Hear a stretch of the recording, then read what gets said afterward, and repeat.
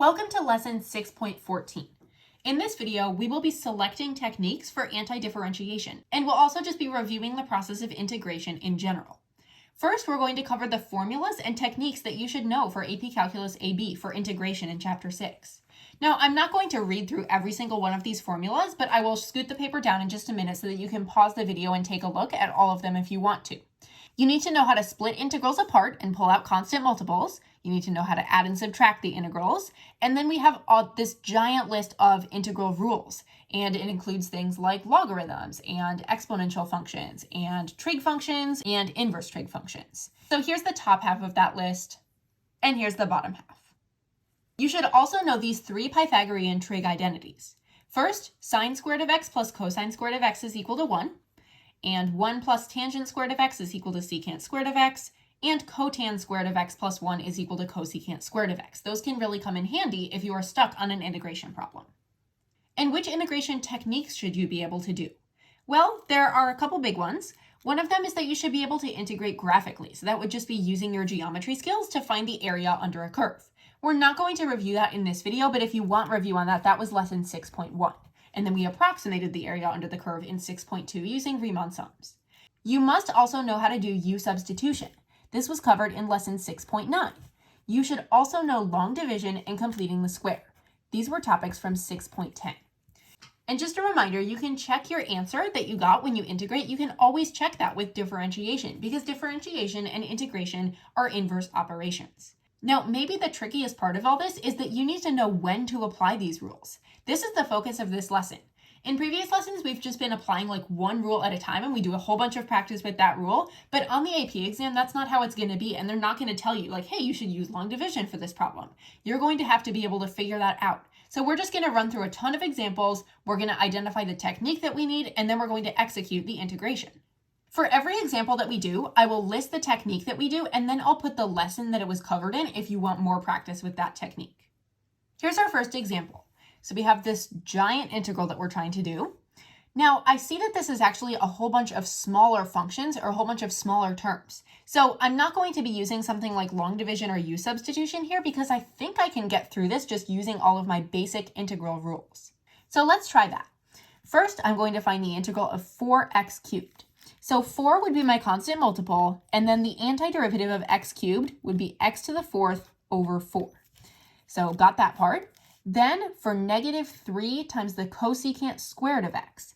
Well, that's going to be one of my special trig integral identities. So the antiderivative of cosecant squared of x is negative cotan of x. So the antiderivative of negative cosecant squared of x would be cotan of x. So this is really plus 3 times the cotan of x. And then what's the antiderivative of 2? The antiderivative of 2 is just 2x. That's one of our very simple rules. And then minus 1 over x. The antiderivative of 1 over x is the natural log of the absolute value of x. So here I will do minus natural log of the absolute value of x. And then this is potentially the trickiest one. The rule that we're going to have to use for this one, we're going to have to use one of our inverse trig integrals down here. In this case, it's going to be the arcsine rule because we see that we have a squared, some number squared, minus u squared, where u is equal to x and a is equal to 2 in this case. So when we write this out, it will be minus 3 because 3 is our constant multiple, and then 3 times arcsine of u over a, or x over 2 in this case. And then don't forget to stick a plus c on the end. Every time you integrate, you have to have that plus c as long as you're doing it with an indefinite integral.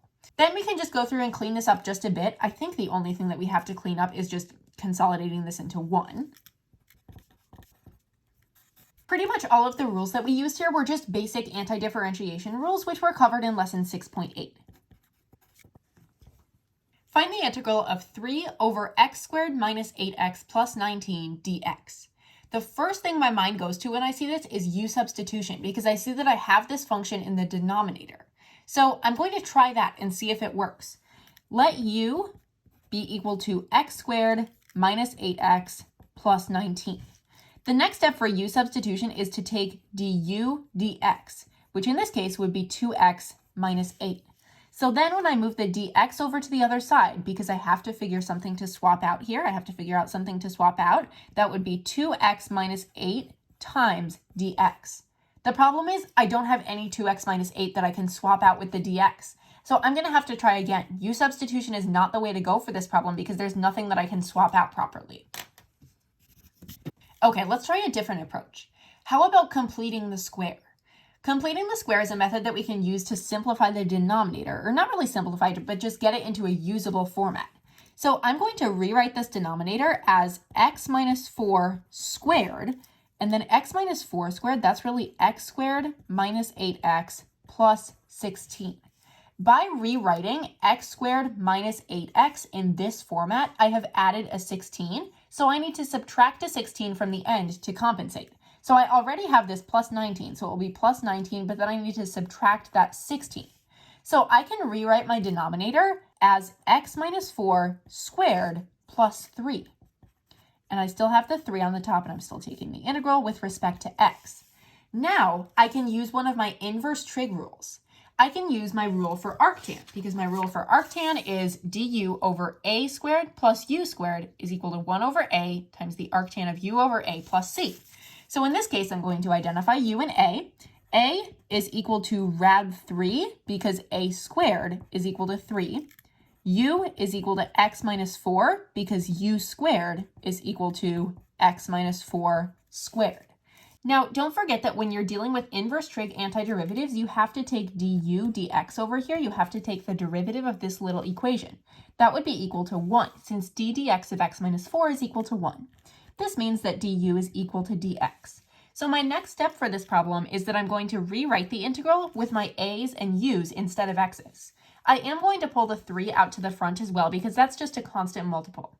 So then I have 3 times the integral of, let's see, and then that would just be 1 on top, 1 over u squared plus a squared du.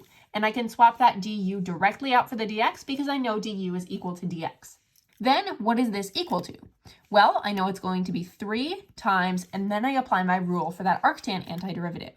1 over a times arctan of u over a plus c. The very last step is just to plug in what I have for u's and a's. So that would be 3 over a, or 3 over rad 3, times arctan of u over a, so x minus 4 over rad 3 plus c. And that would be my answer. One thing that you might have to do to simplify this a little bit, if none of the multiple choice options were looking like this and this was a multiple choice problem, you might have to simplify this 3 over rad 3. They might not want you to write the radical in the denominator if it's a multiple choice. They might have only options where there are no rads in the denominator, in which case you would simply rationalize. So this would be 3 rad 3 over 3, or just rad 3. So this 3 over rad 3 could technically also be a rad 3. Either one works there. So the method that we used here, or the technique, was completing the square. And that came from lesson 6.10 if you'd like to get some more review with these types of problems. Find the integral of 3 plus the natural log of x cubed over x dx. The first thing my mind goes to is U-substitution here because I see this function stuck inside another function. So I'm going to try that approach. I will say, let u be equal to 3 plus the natural log of x. Now I need to take the derivative, du dx. Du dx, the 3 goes away because that would just be a 0, and then the derivative of the natural log of x is 1 over x. So du dx is equal to 1 over x. Then, if I'm trying to isolate du and find something that I can swap out up here, I would say du is equal to dx over x. Now, I have a dx over x in this problem, is right here. So when I rewrite this, which I'm going to rewrite it like this, I will have u cubed, because this is u and I'm cubing it, u cubed, and then instead of this over x and the dx, I'm just going to write a du. So integral of u cubed du. Now I need to take the integral of u cubed du. This would be u to the 4th over 4 plus c. The very last thing to do is to plug back in this u right here. So instead of u to the 4th, I will have 3 plus the natural log of x to the 4th over 4 plus c. And that would be my answer. So the technique here was U-sub, or U-substitution, and the lesson was 6.9, part 1. Find the integral of 2 plus rad x over x dx. This is a very strange problem because I don't see anything that I can use for U-sub. I don't see anything I can use for long division. It's not matching any of my trig identities. So what am I going to do here? Well, I'm actually going to split this into two separate integrals. I'm going to rewrite this as the integral of 2 over x dx plus the integral of rad x over x dx. Now, you cannot do this if you have something like x over 2 plus rad x. If the multiple terms are in the denominator, you cannot split it apart like that. But if they're in the numerator, that's okay. You can do that. After I've split it apart, I'm going to simplify this a little bit. Instead of having rad x over x, that's really just the integral of 1 over rad x, because this is x to the power of 1/2 over x to the power of 1. And then you subtract and you get x to the power of negative 1/2, or 1 over x to the power of 1/2, or 1 over rad x, either one of those. For now, I'm going to leave it as x to the power of negative 1/2 because that's going to make it easiest to use the product rule. Now this 2 right here is a constant multiple. So if I want to, I can bring the 2 out to the beginning and then just replace this up here with a 1. That's how my 2 works as a constant multiple. And then I can apply some of my rules. The antiderivative of 1 over x dx is the natural log of the absolute value of x. So I will have 2 times the natural log of the absolute value of x plus, and then I take the antiderivative of x to the power of negative 1/2. I apply the power rule here. It's x to the power of, add 1, and you get positive 1/2 over 1/2 plus c. Then just clean it up a little bit. This becomes 2 rad x, and you have the plus c on the end.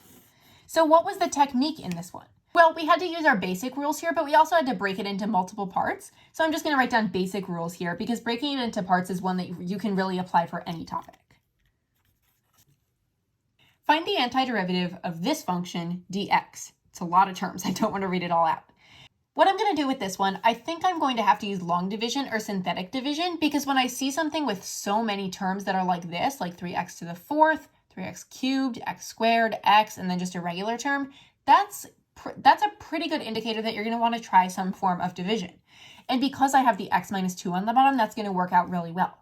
I'm going to use synthetic division here because when you just have something like x minus 2 or x plus 4 in your denominator here that you're trying to divide, that's going to be very simple to use synthetic division. So I put my 2 up in the box, and then along the top row here, I need to list all the coefficients. And if there are any placeholders, I will need to put those in. So for x to the 4th, I have 3. For x cubed, I have minus 3. For x squared, I have negative 9. For x, I have 5. And for the constant, I have negative 2. In this case, I had a coefficient in every single place. It wasn't like we went straight from x to the 4th to x squared. We had one in every place. If you did, though, you would have to put a 0 as a placeholder. Now I'm going to do the synthetic division. First, bring down the 3, and then do 2 times 3, which is 6. Negative 3 plus 6 is 3. 2 times 3 is 6. Negative 9 plus 6 is negative 3. 2 times negative 3 is negative 6. 5 minus 6 is negative 1.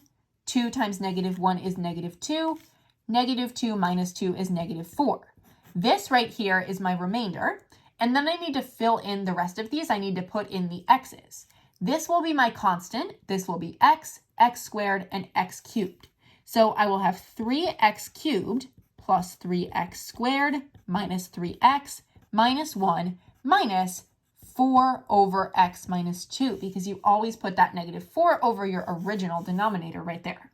Now that I've rewritten this, I'm going to rewrite it with the integral. So this is equal to the integral of 3x cubed plus 3x squared minus 3x minus 1 minus 4 over x minus 2, and that's all dx.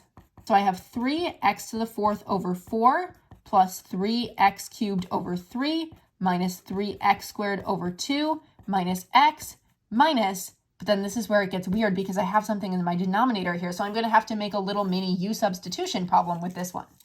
I'm going to say let u be equal to x minus 2. This means that du dx is equal to 1, so du is equal to dx. So I don't need to worry about like swapping anything fancy out here. I'm just swapping out the dx with a du.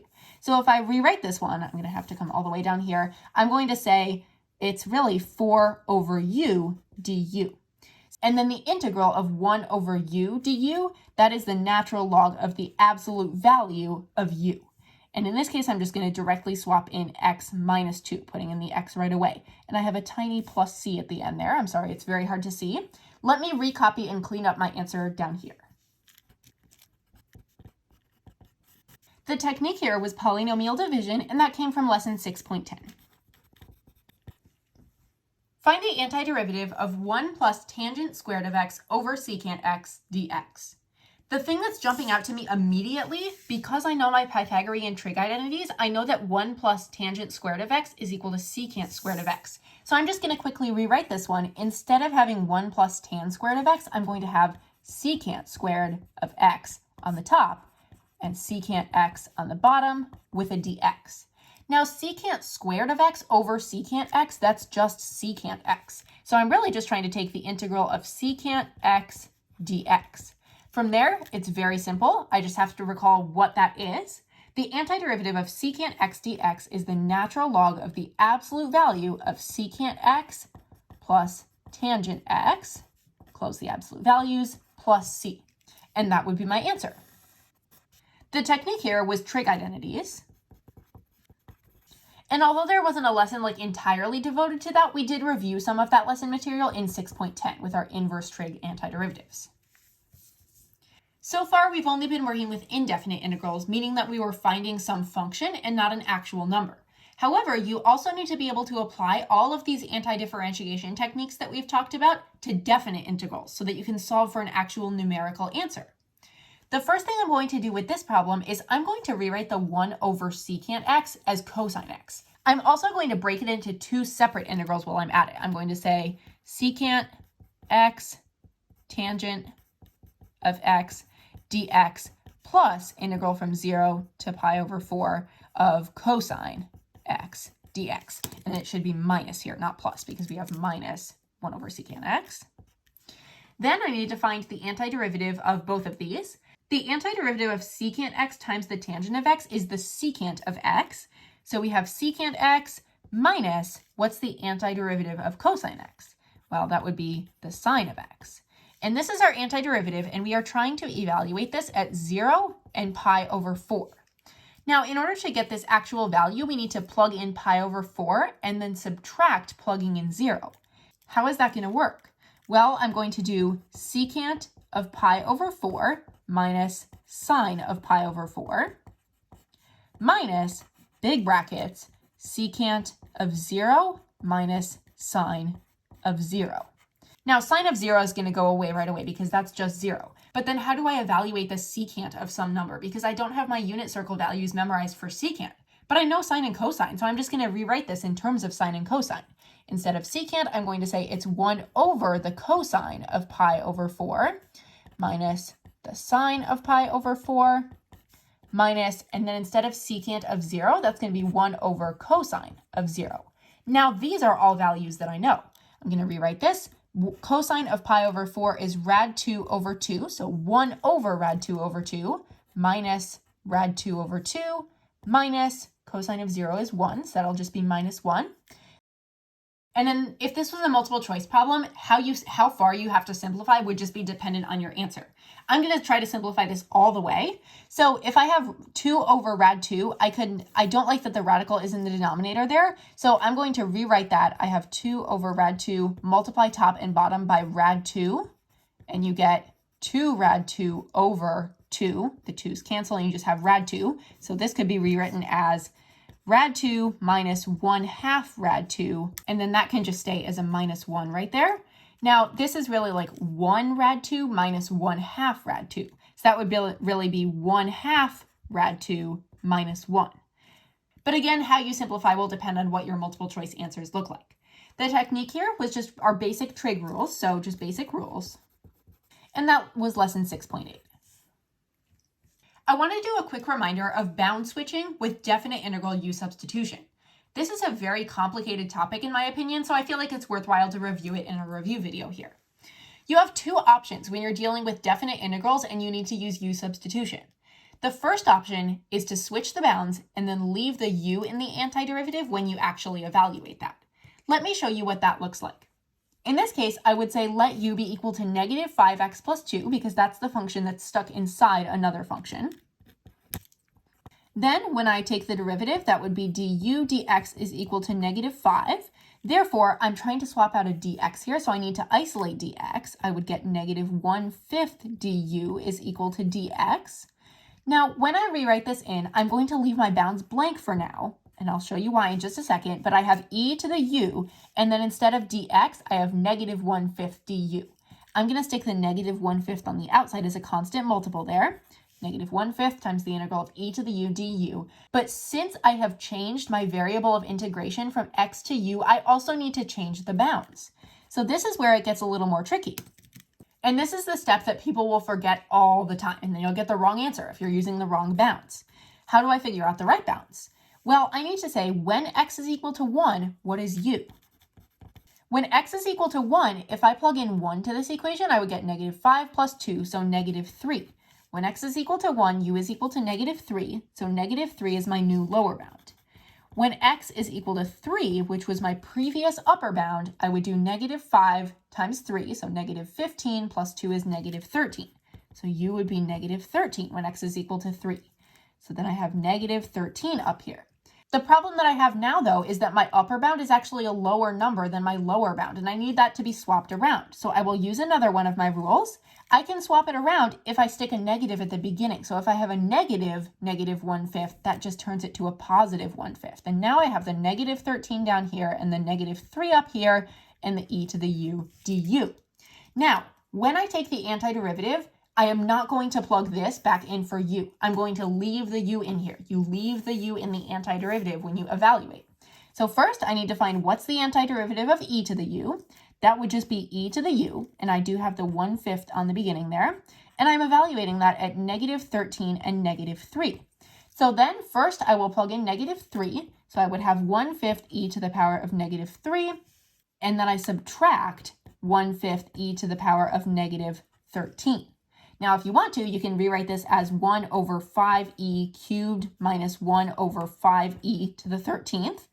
It just depends on what your multiple choice answers look like. Is it simplified? Is it not simplified? If it's not simplified, you obviously don't have to go any further, but if it is, you might have to rewrite it like this. Now, I do want to show you the other option for bound switching with definite integral U-substitution. The other option is that you do not switch the bounds, and you plug the function for u back into the antiderivative when you evaluate. So that sounds a little confusing. Let me demonstrate. First, I'm going to say let u be equal to -5x plus 2, just as we did in the previous example. That means that du dx will be equal to -5, and -1/5 du will be equal to dx. Now I will rewrite this. I will have the -1/5 on the outside as a constant multiple, and I have e to the u, because I've plugged in u for -5x plus 2, e to the u du. For now, I'm going to leave those bounds blank. Now, when I take the antiderivative, when I'm taking the antiderivative here, I have -1/5 e to the u. But then before I stick my bounds on here, I'm not going to stick my bounds on yet. What I need to do first is I need to plug this function back in for u. So this would then become -1/5 e to the power of -5x plus 2. Now that I have plugged the thing back in for u, now I can evaluate at my old bounds. I don't need to switch the bounds at all. I'm going from 1 to 3. So now I'm going to plug it in and make sure that I get the same answer. First, I need to plug in 3 for x. So I'll have -1/5 e to the power of -5 times 3 is -15 plus 2 is -13. So e to the power of -13 minus -1/5 e to the power of, and then I plug in 1 for x. -5 times 1 is -5 plus 2 is -3. When I simplify this, I get -1 over 5e to the 13th plus 1 over 5e cubed. And this is the same thing that I got up here. The terms are just swapped around. Either way, you will get the same answer. Just pick the method that you prefer. Find the integral from 3 to 5 of 2x over rad x squared minus 3 dx. This looks like a u-sub problem because I see a function stuck inside another function. I'm going to say let u be equal to x squared minus 3. Then when I find du dx, that will be equal to 2x. And if I move the dx over to the other side, I get du is equal to 2x dx, which is going to swap out perfectly up here. So u-sub was the right way to go here. So when I recopy this, I will have 1 over rad u, And then instead of the 2x dx, I replace that entire thing with a du. However, I need to change my bounds now. I'm going to go about the bound changing route. So if u is equal to x squared minus 3, when x is equal to 3, u would be equal to 3 squared, so 9 minus 3, or 6. 6 is my new lower bound. When x is equal to 5, which was my previous upper bound, I have 5 squared. 25 minus 3 is 22. U is equal to 22. So now I'm integrating from 6 to 22, 1 over rad u du. First, I'm going to rewrite it as integral of u to the power of negative 1/2 du so that I can use the power rule, still going from 6 to 22. Then I apply the power rule. So my antiderivative of what's inside is u to the power of 1/2 over 1/2. And I'm evaluating that at 6 and 22. That is the same thing as 2 rad u evaluated at 6 and 22. First, I plug in 22 for u, so I say 2 rad 22, and then I do minus 2 rad 6. That would be my answer. The technique here was U-sub, and since it was a definite integral, that was from lesson 6.9, part 2. Using the substitution u is equal to x plus 2, the integral from negative 1 to 1 of x over x plus 2 squared dx is equal to which of the following? The first thing I'm going to do is I'm going to rewrite my integral down here. The only thing that I really know at this point is that x plus 2 is equal to u, so instead of x plus 2 squared, I'm just going to write u squared. But then I have an x up here, and that doesn't make sense because I cannot have a mix of variables in here. How can I get this in terms of u? Well, I can subtract 2 from both sides in this equation, and that will get me x is equal to u minus 2. So that's interesting. Maybe I will try that. Instead of writing x up here, I'm going to write u minus 2 up here. And then I would write a dx, but the problem is I need a du here. So I need to find what is du.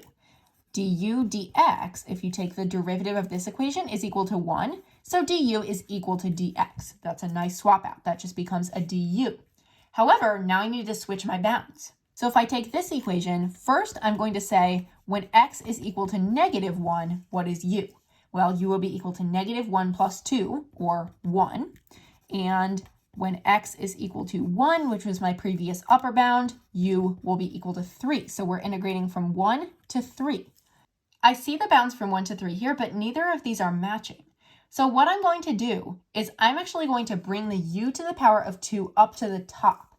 And the reason I'm going to do that, I'm going to say it's u minus 2 times u to the power of negative 2. And that's going to open up some more options for me for how I can simplify this and figure out whether it's answer C or answer D. If I then distribute this u to the power of negative 2, this is really u to the power of 1. So u to the power of 1 times u to the power of negative 2, just add those exponents and you get 1 plus negative 2, which is negative 1. So this is really u to the power of negative 1 minus 2u to the power of negative 2. We're still integrating from 1 to 3 and we still have a du on the end. And then if I rewrite this, I have the integral from 1 to 3 of 1 over u minus 2 over u squared du. And that matches answer choice D. Once you know the process for this, it's not too tricky, but I just wanted to let you know that these problems do sometimes pop up on the AP exam on a multiple choice question, where you have to swap out something for the top and the bottom for u. You have to sub something in for u twice.